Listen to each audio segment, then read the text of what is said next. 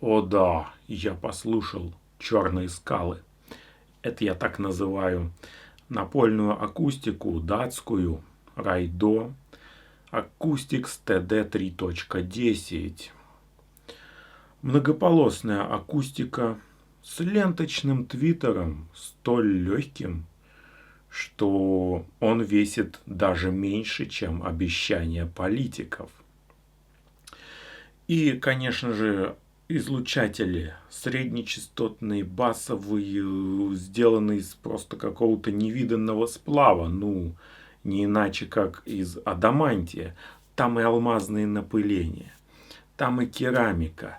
В общем, это планарно-магнитно-адамантиевая смесь, ориентированная именно на максимально быстрый, естественный отклик.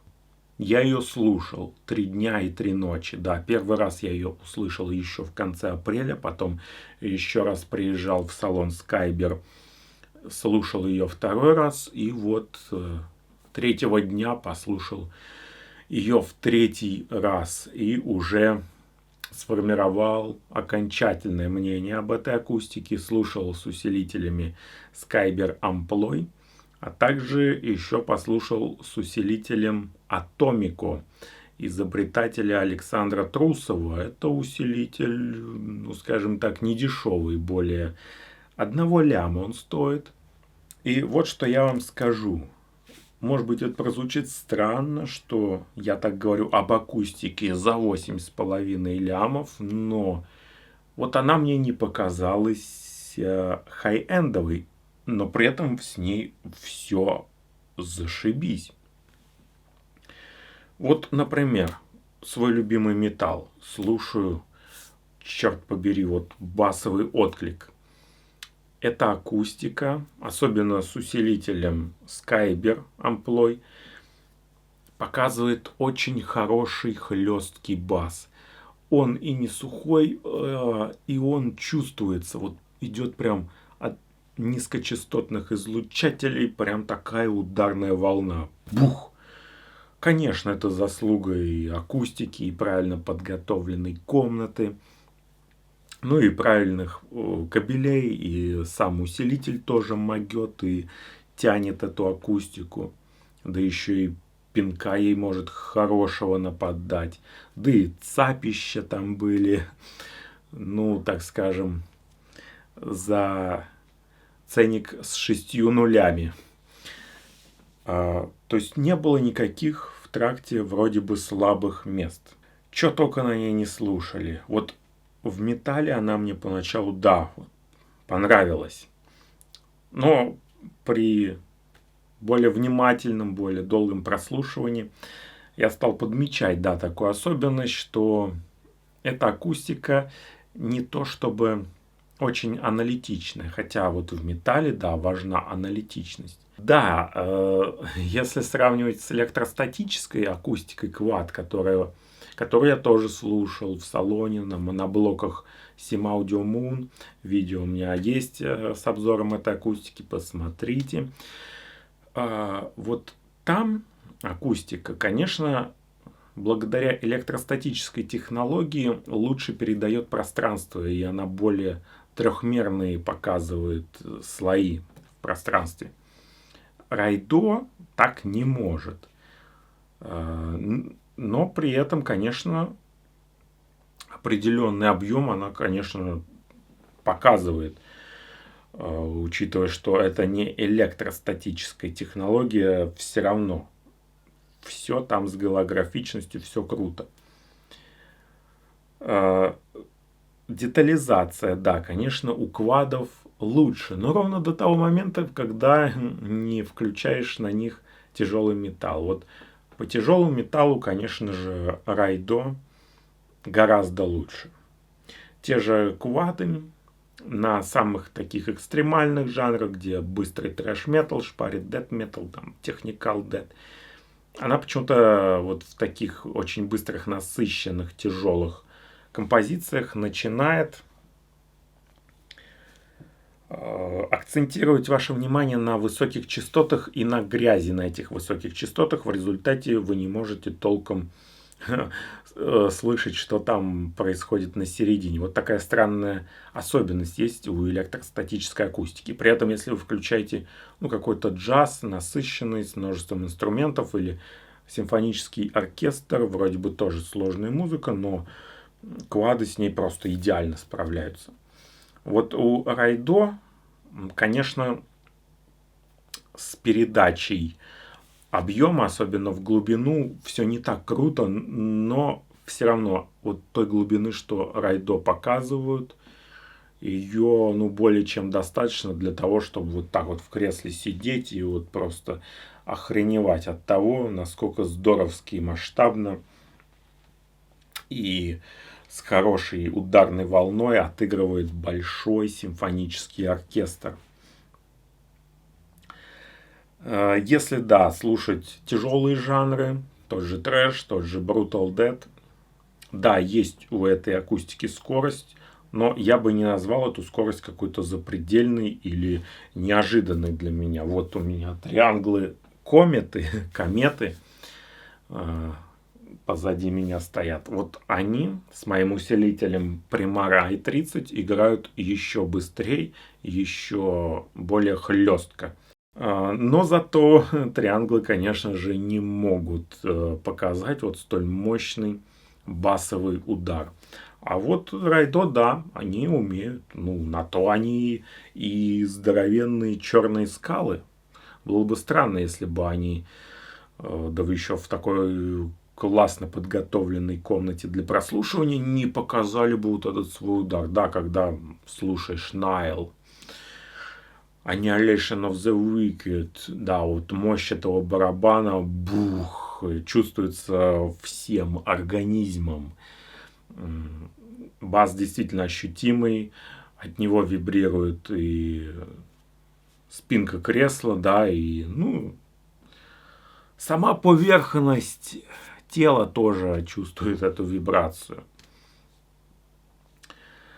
Только вот, да, есть один момент, что поначалу вот такой мощный басовый удар, кстати, без всякого бубнения, такой прям достаточно хлесткий, не супер хлесткий, но такой хлесткий, достаточно детальный, вызывает вау-эффект, но потом, по мере прослушивания, ты понимаешь, что вот не достает тех деталек. Вот все-таки триангл кометы, вот на таком нижнем басу, хоть он и не такой утробистый, не такой ударный, но показывает более подробно текстурность этого баса, детализацию. А вот Райдо нет, у них упор сделан именно на мощь баса, не на его детальность, а на мощь. Хотя детальность они, конечно, показывают тоже очень хорошо. Просто это не супер детальные, не супер аналитичные колонки. Вот.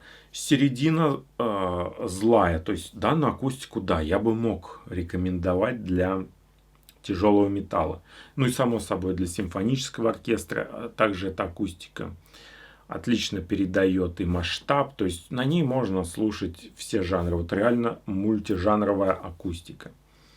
И Вивальди мы на ней скрипку послушали. Вот прям идеально звучит. Вот нету никакого выпиливания ушей, но высокие частоты протяженные, они эмоциональные, они прям вот выдвигаются, когда скрипкой вот это вот все жих-жих-жих-жих, оно прям вот как бы выходит из колонок, и ты чувствуешь вот эту скрипку очень прозрачная, вот живая, вот живость. Да, послушали мы также Габер. Блин, мне тоже зашло. Да, Пантелей, конечно, сказал, ему что-то басом маловато. Но я не знаю, смотря с какими колонками сравнивать. Потому что, на мой взгляд, вот Райдо олицетворяют именно тот датский звук, который многие любят. То есть такой немного насыщенный, немного басовитый, сладковатый, слитный. Вот именно такой звук и олицетворяют Райдо. То есть это такой датский звук в наилучшем своем проявлении. И вот это очень круто. Пускай не достает аналитичности на нижнем басу, пускай там нет какой-то супер прозрачности, как у электростатов в середине. Ну и в целом я бы их по прозрачности на средних частотах мог бы, ну, в один ряд поставить с Triangle Comet. Хотя, безусловно, Райдо во много-много раз дороже, да. Но это тоже полезный опыт познать такую акустику. Да, это я, может быть, вот стремлюсь к такой большой, высокой, точнее, аналитичности, чтобы было вот аналитичненько, прям строгенько. Райдо не совсем такие, и вы в них не услышите такое же количество деталей, как в электростатах Quad, если будете слушать, ну, джаз тот же, там какие-то биг-бенды, БСО. Да, у электростатов Quad будет, конечно, деталей побольше, хотя они там, ну, чуть больше ляма стоят. У Райдо нет. Райдо пытаются как бы захватить слушателя другим вот этим вот мощным ударом. Да, вот это вот они любят также подчеркивать мощь бас-бочки, если она есть в записи, если она хорошо прописана, прям с таким раскатистым громоподобным звуком. Вот Райдо это все передадут, вот эту мощь, вот этот вот удар лучше, конечно, чем электростаты Quad. Просто будет более, что ли, мощный и более ощутимый всем телом глубокий бас. Вот это их такая особенность. Но только, видите, тут не бывает такого, чтобы и супераналитика, и супермощная глубина баса сосуществовали бы одновременно. Вот те же электростаты, те же Triangle Comet, они на нижнем басу аналитичнее, но не могут передать вот настолько утробный и низкочастотный удар. А вот Райдо может. Габер, да, вот я упомянул, слушали. Мне понравился, вот не знаю кому как, мне очень понравилось. То есть эту акустику я бы мог даже рекомендовать для такого, ну вот простого стиля, как Габер, где вот это бум-бум-бум-бум, тыц-тыц-тыц. Я сам не любитель такого стиля, хотя самые экстремальные проявления данного жанра мне очень заходят. Но вот когда я услышал этот Габер на Райдо, так еще и когда увидел, как у них вот тут динамик быстро-быстро туда-сюда, блин, бегает, ходит, волтузится усилителем. И вот эти вот удары в меру хлесткие, глубокие, вибрационные, мне прям вот зашло. Вот на такой акустике я бы Габер слушал, и слушал бы даже подолгу. И вот тут я вспоминаю, да, такую народную аудиофильскую поговорку, что то есть вы будете слушать те жанры, которые вам позволяет расслышать акустика. И вот для электронной музыки, в том числе и для экстремальной электроники, Райдо просто, я считаю, вот замечательно подходит. В них и не будет никакой смазанности, и в то же время в них не будет вот какого-то недостатка по басу. То есть, да, они бы могли бы быть более басовитыми, тогда ушла бы вот эта вот хлесткость. И они также могли бы быть более хлесткими, детальными, как электростаты. Но при этом ушла бы вот эта вот утробистая их мощь. Минусы, да, я уже главный минус именно для себя обозначил, что недостаток вот каких-то ощутимых, таких хорошо распознаваемых на слух слоев, вот аналитики на мой слух не хватает. Но в то же время я понимаю, что невозможно сделать одновременно акустику и супераналитичный, и при этом супер утробистый по басу. Тут вот нужно вот балансировать, и тут заслуга, конечно, инженеров Райдо в том, что они сумели найти вот этот баланс. И с объективной точки зрения, да, это акустика, это high-end, объективно. Но субъективно с моей точки зрения, я бы не присвоил бы ей звание high-end, потому что я все-таки люблю более такой, еще более строгий и более аналитичный звук, так как я избалован электростатическими наушниками. Соответственно, я и в акустике вот ищу такую же подробную аналитичность, чтобы я мог бы вот тоже много-много всяких деталей, нюансов слышать. В конце концов, музыка-то из нюансов и состоит. Я бы вот чисто субъективно Райдо отнес бы к верхнему сегменту топового хай-фая. То есть они примерно вот одной ногой как бы может быть и в начальном хай-энде, но все-таки это больше вот топовый хай-фай. Хотя, конечно, да, многие со мной не согласятся. Но я уже обозначил как бы свои звуковые предпочтения. Да, что касается усилителей, кратко скажу, что да, с амплоем это акустика, на мой слух, и Пантелей со мной тоже согласился, звучит лучше. С усилителем Атомико Александра Трусова она звучит на первый взгляд как-то более вовлекательно за счет того, что у Атомика еще больше баса.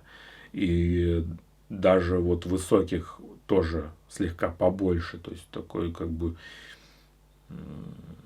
более что ли V-образный звук получается, да. Естественно, без каких-то явных перекосов. Но вот потом, когда слушаешь, как бы на быстрых, тяжелых жанрах, чувствуешь, что вот этому Атомике не хватает немного демпинг-фактора. Все-таки амплой лучше эту акустику контролирует. Я, кстати, в скором времени, где-то примерно в середине августа, послушаю эту акустику также со своим усилителем Primare i30. Primare i30 такой усилитель с высокой токовой отдачей. Он умеет очень здоровски контролировать акустику, дает такой суховатый аналитичный звук, за что я его и полюбил, и именно по этой причине-то я его и купил. И вот интересно, как он сыграется с Райдо. Я уже договорился, да, будем слушать его, точнее их, эти черные скалы будем слушать с Primare i30. Короче, итог-то какой? Что? Слушать надо своими ушами.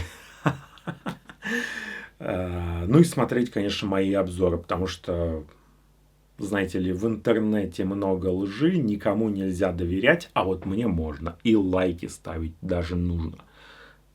С вами был Джонни Вайлд. До новых встреч. Палка, два струна. А легкость — это понятие относительное. Ну да. Вот я раньше, когда мне было лет 19, подруге муж металлист, и, он знает, что я габерша, вот, габерина, как принято называть. Он сказал, что хэви-метал тяжелее, чем вот хардкор. Если брутал включить, то да, тяжелее будет. А я говорил, что хардкор просто это было тогда непривычно очень. Снимаешь видео? Немножко, да. А то я что-то стесняюсь. Я тоже стесняюсь.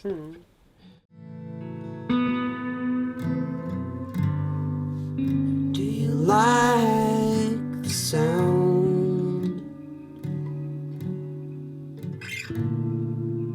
there's a crack in my window.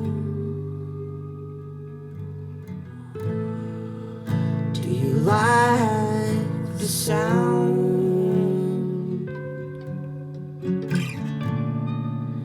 There's a wrinkle in